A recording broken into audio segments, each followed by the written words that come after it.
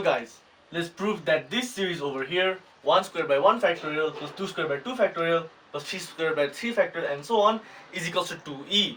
So this series is kind of very interesting. And I'm going to be using two methods to prove that this series is equals to 2e. So for the first one, I named it terming. Now for this method, what I'm going to do is, well, you can see in this series, this is just a sum of the first term plus the second term, the third term and so on. So I'm going to just let a general term and try to simplify that and then add up all of the terms again. So I'm going to let Tn be the nth term of this series. So by observation, you can see that the nth term is n square by n factorial. Put n equals to 1, you get 1 squared by 1 factorial. Put n equals to 3, you get 3 squared by 3 factorial. And this is true. And we can simplify this by using the factorial property. So here, n factorial is equals to n into n minus 1 factorial. And what that means is n by n factorial is equals to 1 by n minus 1 factorial, which is a similar case to as we have right here. This n square we can write as n into n by n factorial. And as you can see, n by n factorial is 1 by n minus 1 factorial. So we'll have n by n minus 1 factorial.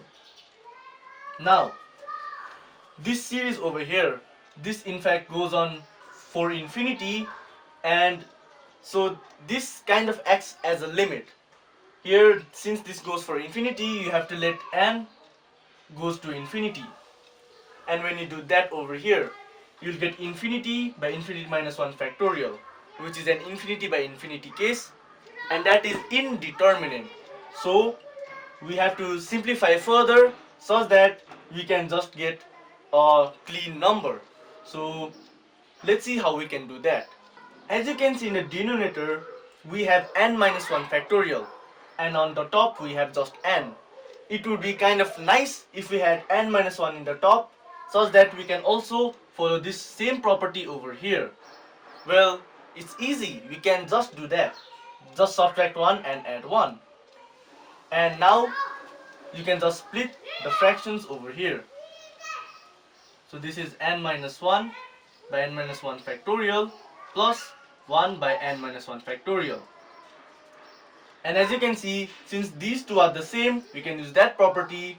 So this becomes 1 by n minus 2 factorial, which is just n minus 1 factorial plus 1 by n minus 1 factorial.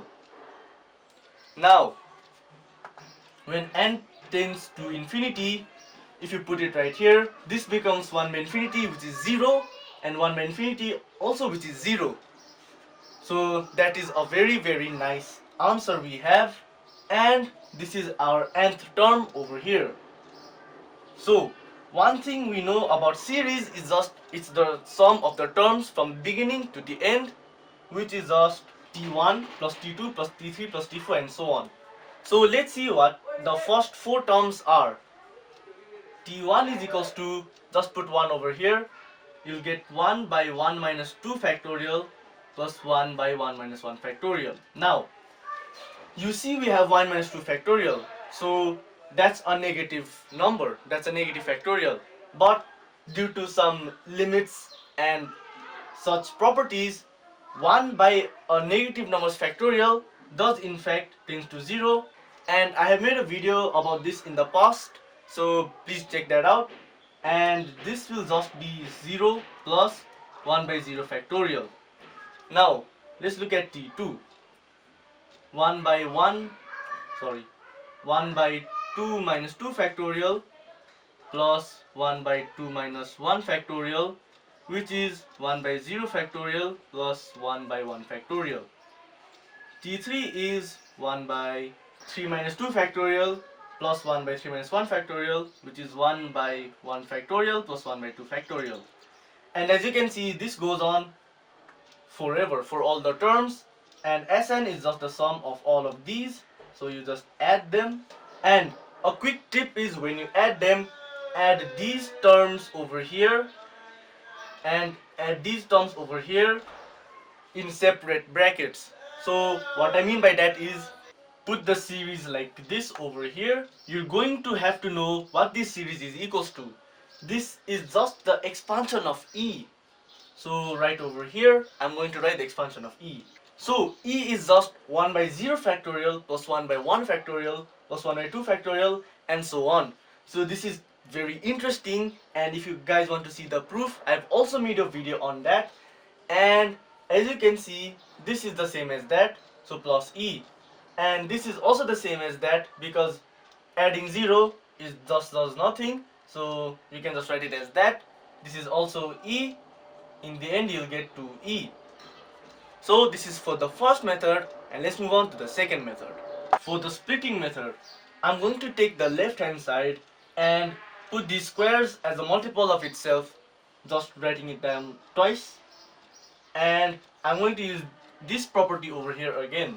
So for this, it is 1 by 0 factorial, because 1 minus 1 is 0, 2 by 1 factorial plus 3 by 2 factorial and so on. So the 2, 3s and 4s are the remaining 2 and 3s over here. And as you can see, we have a very kind of a weird series. It's almost like the expansion of E. But here we have 2, 3, 4 and so on.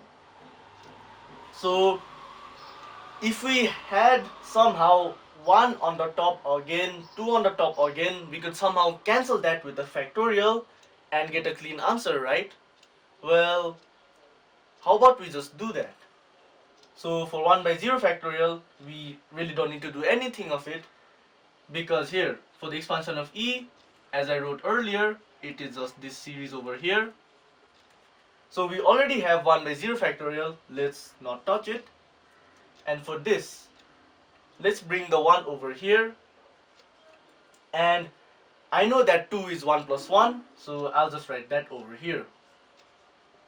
And similarly, if I bring 2, I know 3 is just 2 plus 1 by 3 factorial, by 2 factorial plus, again the next one is going to be 3 plus 1 by 3 factorial and so on. And now I'm going to split each of these fractions right here. So I termed it splitting. So this is 1 by 0 factorial plus 1 by 1 factorial plus 1 by 1 factorial plus 2 by 2 factorial. So 2 by 2 factorial is in fact just 1 by 2 minus 1 factorial, which is 1 by 1 factorial. And I'll have a remaining 1 by 2 factorial. Now this seems kind of crazy, so I'll just put a bracket over here to where I have split it like this. This becomes 1 by 2 factorial plus 1 by 3 factorial and so on. It seems quite a bit odd and maybe kind of even wrong, because we only have 1 by 0 factorial in one of these terms. So can it be this method doesn't work? Well, let's see over here. 1 by 0 factorial is in fact just 1, and 1 by 1 factorial is in fact also just 1. And these are the next few terms. So in fact, we'll just have 1 plus 1 in the front. And if we treat 1 by 0 factorial and 1 by 1 factorial as the same, what we'll have is 1 plus 1 plus 1 plus 1 plus 1 by 2 factorial plus 1 by 2 factorial plus 1 by 3 factorial and so on.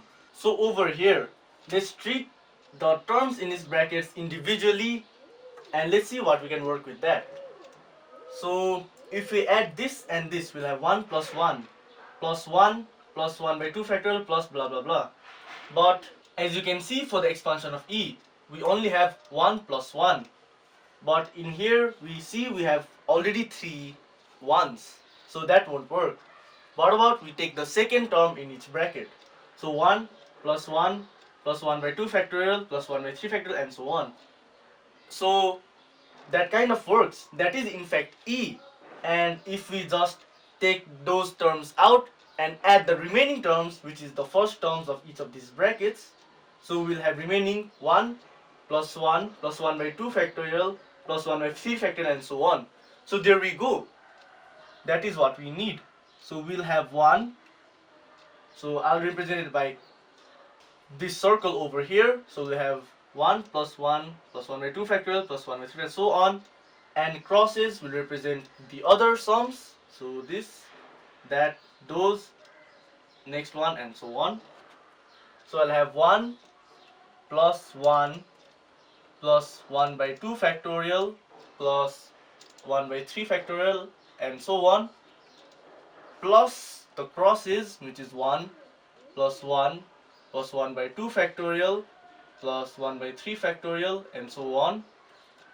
So finally we get E plus E, which is 2E. There we go. We proved that this series is 2E.